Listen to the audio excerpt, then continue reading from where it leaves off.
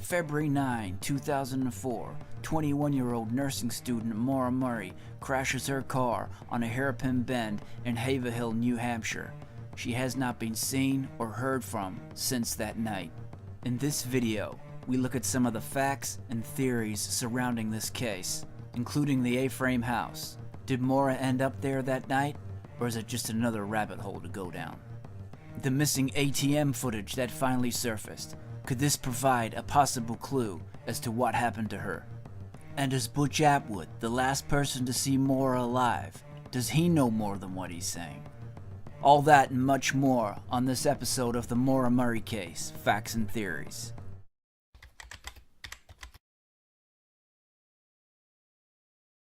So for people who may not know what the A-frame house is or what it has to do in relation to the disappearance of Maura Murray, here is a brief rundown.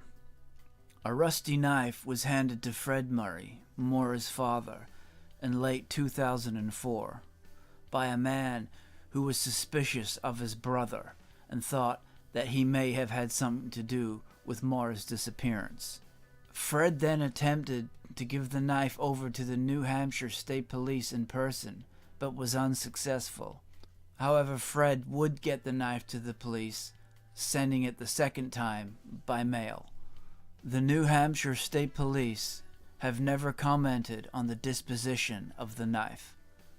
Eager to pursue that lead, but frustrated with his perceived lack of progress with the New Hampshire State Police, Fred then decided to search the A-frame house with a team of private investigators and dogs when it became vacant in 2008. The cadaver dogs alerted on a closet within the house. Carpet samples were removed from the closet and sent to the lab. But once again, the disposition of these samples has not been made public. We fast forward now to 2016, where wood chips were taken from a panel inside of a bedroom closet that appeared to have human blood on them. These chips were tested by an expert on an episode of the Oxygen series The Disappearance of Maura Murray and proved positive for blood. Whether that blood was from a human or an animal, we still don't know, but it leads some to believe that somebody was possibly murdered in that closet in the A-frame house. However, this is all speculation at this point. So with that being said, we'll now go to a video detailing the location of the A-frame house in relation to the crash site, looking further into the possible role the A-frame house played in the disappearance of Maura Murray. So here we are now, coming to the end of Bradley Hill Road, turning left onto Wild and Manusik Road. There's Butch Atwood's former residence on the right-hand side there. And as you can see, we're approaching the crash site. That's just coming up here on the left, right in here. So with the map on the right-hand side, the yellow line, that's where we're tracking. That is the route which this video takes. So this video shows you just how close the A-frame house is in relation to the crash site. It's only like a 2-minute drive to get there. So the A-frame house is still considered one of the destinations that Maura may have gone to when she fled the scene, and you hear a lot of talk about it. Many people may not have known just where it is in relation to the crash site, and that's where it is. And you see that blue asterisk there? That's where we are on the map at the moment. So everything from this point on is speculation. Did Maura come down this road, running, fleeing the police? Or was she driven down this road, possibly kidnapped? Have she run down this road directly to the A-frame house? Did she pick that house out specifically? It's possible. But if the A-frame house theory does hold any validity, and remember, it's only a theory, it may have nothing to do with the case at all, and it may have as well, we don't know. But if indeed she did come down this road, I see it more likely, percentage-wise, that she was driven down this road. Taken here by somebody at goodwill, maybe at first, but then maybe it turned into something more sinister. And as you see now with that blue asterisk on the map, We are now approaching the A-frame house. The final left-hand turn here, and the house is just down the end of this wee part. So knowing what we now know about the A-frame house, and the blood samples that were taken from the house, did Maura come to the A-frame house that night? Or was she taken here by somebody else? Or is it just another theory, another rabbit hole to go down, in this case, which leaves you with much more questions than it does answers?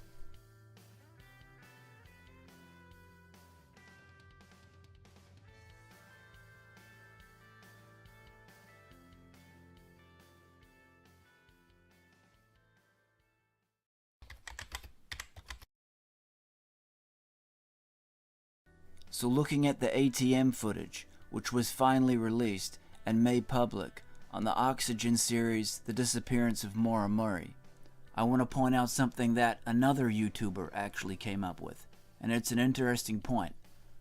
The fact that Maura's hair is up in these pictures and tied up with hair clips.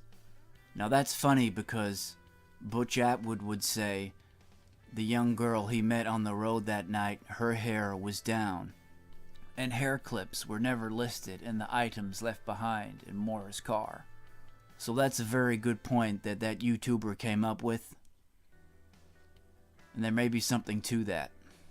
Sure, she could have just simply let her hair down at any stage between these photos being taken and the time she was seen by Butch Atwood, of course. But it is interesting to note that hair clips were not listed in the things left in Maura's car. However, it could just be that she put them in her backpack when she fled the accident scene. And something else to point out with this ATM footage too, it wasn't only the hair clips, it was also the fact that clearly here you can see Maura has a white jacket on, a light colored jacket. But what is mentioned in the missing persons poster is that Maura was last seen wearing a dark colored coat. This is what Butch Atwood had stated that the girl he saw at the accident scene was wearing. That she was wearing a dark colored coat. And clearly in these pictures, she's wearing a white jacket. So okay, that's fine. She takes her hair clips out. She changes from that white jacket to something a bit more warm. As the evening got a bit cooler, she puts on her dark colored coat. And therefore, by the time Butch Atwood sees her, her hair is down, and she's not wearing a light colored coat, but she's wearing her dark colored coat. It could just be as simple as that. And when she flees the scene, she must put that white jacket and those hair clips in her backpack because they were not found in the items left behind in Maura's car.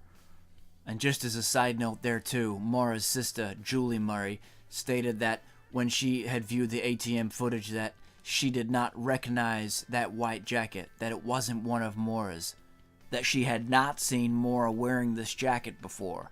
Whether that means anything or not, did the jacket belong to somebody else, a friend possibly?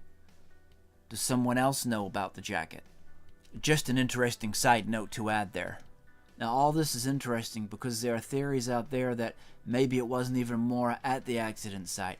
Maybe she wasn't even in the car. Maybe it wasn't even her that Butch Atwood saw that night. But to rebut this theory that it wasn't Maura at the accident scene, you have to take into account the rag in the tailpipe. Now that is something that Fred Murray, Maura's father, advised her to do. To stuff a rag in the tailpipe to reduce, hide, or prevent smoke from her car's tailpipe. In such situations as, say, going past a police blockade or something, you don't want to get pulled over. The rag in the tailpipe would hide that smoke. So the fact that the rag was in the tailpipe, that's very strong evidence that it was Maura in the car, and it was Maura who spoke to Butch Atwood. And it would be almost a 100% guarantee that that rag was put in the tailpipe at the accident scene, not miles back down the road, as it had been tested on the Oxygen TV series, The Disappearance of Maura Murray, that if you put a rag in a tailpipe like that, and even with light acceleration, the rag would blow out of the exhaust pipe. So there's no way she could have been driving down the road with it at an accelerated speed. So almost a 100% guarantee, in my view, that that rag would have had to have been put in at the accident scene. And the only person who would have put that in, from all evidence gathered so far, it would have been Maura, as it is something that her father Fred had told her to do. Of course, there were other images taken here of Maura, but they were chosen to not be released to the public. And as far as the ATM footage goes, there was more footage of Maura. However, it was chosen to not be released to the public, as it had been ascertained that these images really did not show anything of interest and had other members of the public in them as well. So for people's privacy, they were decided to not be released.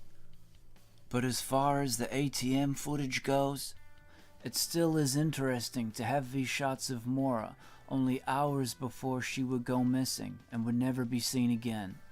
And even though this footage may not have provided any major hints or clues as to what happened to Maura, it is still good that this footage was finally released to the public.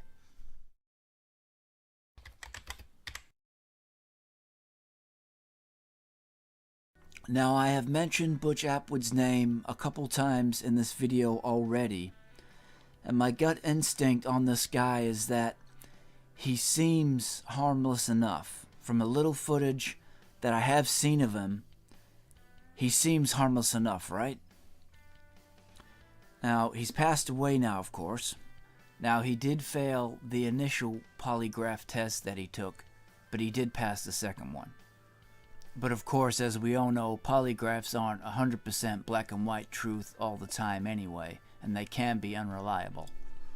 Now, even though I do lean towards the fact that Butch Atwood had nothing to do with Maura's disappearance, I do want to point out something very interesting about all this. And it all comes down to where Maura's scent was tracked to.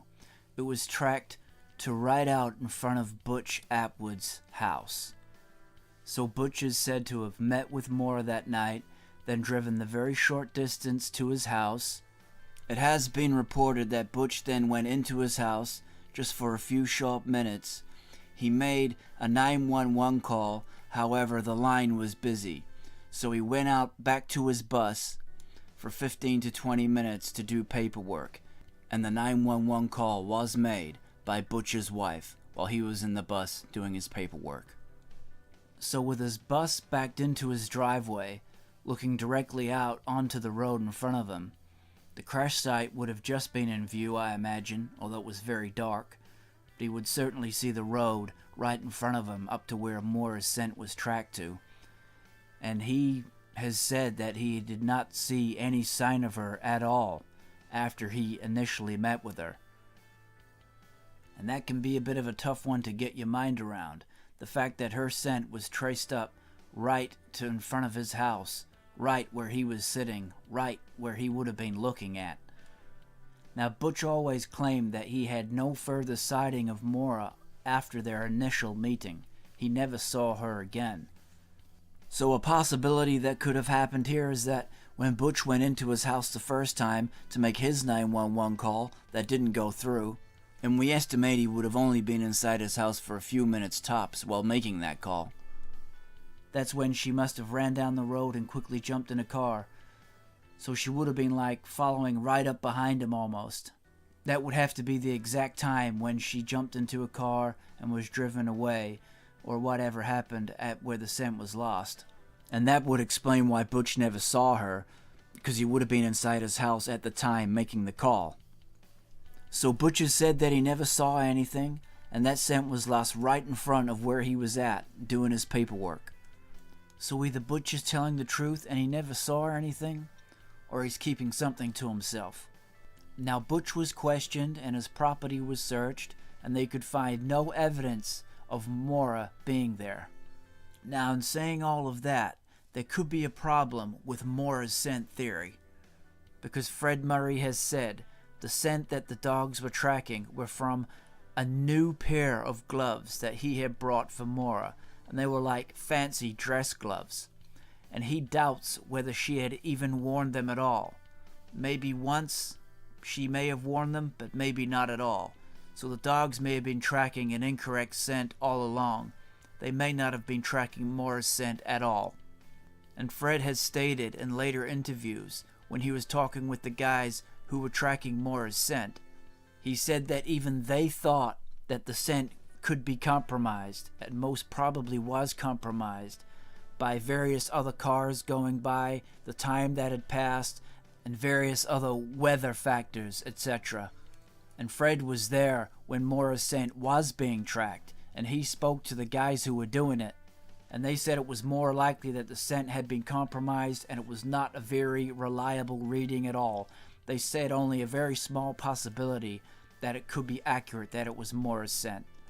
So with that being the case, it would appear that most probably Maura did not end up in front of Butch Atwood's house at some stage. She might have gone in a completely different direction altogether. And the fact that Butch Atwood went back out to his bus to do his paperwork, was he just simply keeping an eye on the accident scene, seeing what was going on? Just a theory there. But no doubt about it, Butch Atwood is a very important part of this case because he was the last person to see Maura alive. So that makes him a very integral part of the case. But does that mean he had anything to do with Maura's disappearance, or has seen or heard something that he's not talking about? Well, we'll never know, as Butch has since passed away. So the guy's not here to defend himself, and I'm not pointing any fingers. But those are some of the facts surrounding Butch, and you'll just have to make up your own mind about that one.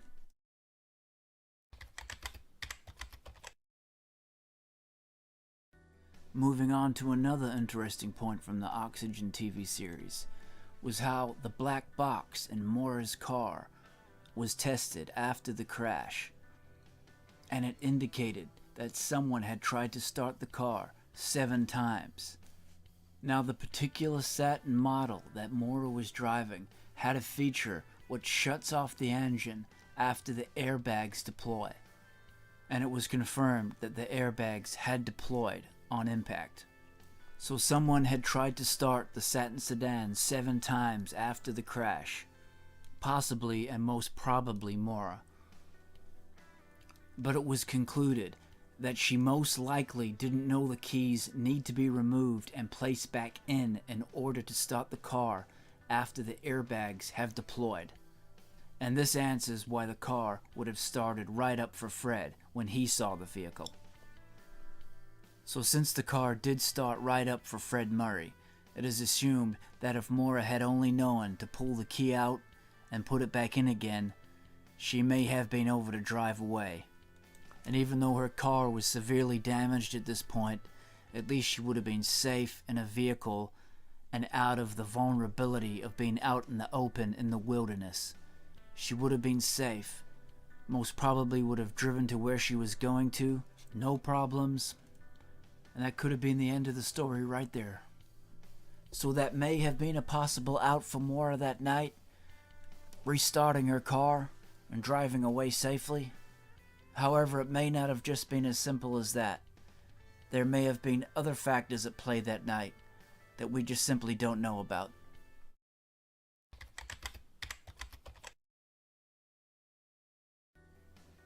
So as far as the psychic goes on the Oxygen TV series, it was episode 6 where Art and Maggie brought in Allison Dubois to come up with some answers regarding the case.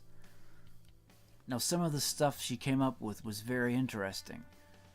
When she was asked if Maura was alive or had passed, she said she had passed, and she said she is not a girl who would have stayed away willingly. She also mentioned a Ted Bundy type character who was with Maura, who would be trustworthy at first, but then he could turn on you. She also said that Maura normally wouldn't get into a car with someone that she had just met or that she didn't know that well, and that she envisions Maura taking a ride from that man in a car, although that she had not gotten into the car willingly, and she thinks others were involved too. She stated that if there was one person that was initially involved, then there were accomplices as well that helped cover up some of the elements of this crime. She also believed that this man had killed before and that Maura wouldn't have been the only one. So from what Allison Dubois is saying here, you're looking at someone who has done this type of thing before, and he had help in covering up the crime. There was more than just one person involved. I would agree that everything she came up with was very detailed and may even provide a possible answer of what could have happened to Maura. But when she was asked if she knew anything about the case, she said no. But how could you not have at least heard of this case or know something about this case when she is involved with missing persons all the time in her work? She must have heard of this case or heard of Maura, or knowing something about the case, or at least heard of it, you would have thought. But she claimed she didn't know anything about it, but a lot of people find that very hard to believe. She would not know anything about this case before coming into it, and I have to agree with that. So is what psychic Allison Dubois saying is true? Has Maura's life been taken? Was there foul play involved? Or is Maura still alive out there somewhere? We don't know. We hope for Maura's family especially that there may be answers to these questions one day soon.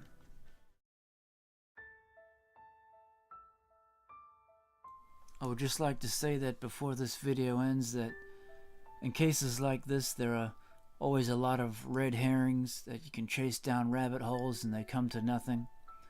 And then there are other things that you do gotta look at and see if they are important, because sometimes little things are.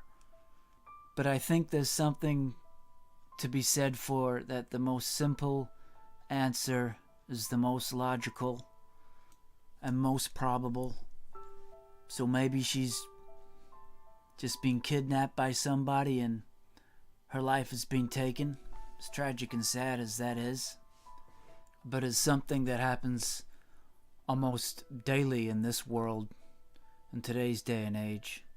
It shows the state this world is in when things like this happen. This sort of thing shouldn't happen at all. So it could just be as simple as foul play occurred here, or they just missed her when they were searching for her in the woods and she perished in the woods. Search parties will often miss people in the woods like that. You know, it wouldn't be the first time, as thoroughly as they did search. Could just be something as simple as that. But the other thing in this case too, of course, is that the police do have a lot of information that they are keeping to themselves, and for good reason. But they know a lot more about this case than we do. So the stuff that we're still looking at that they already may know the answer to.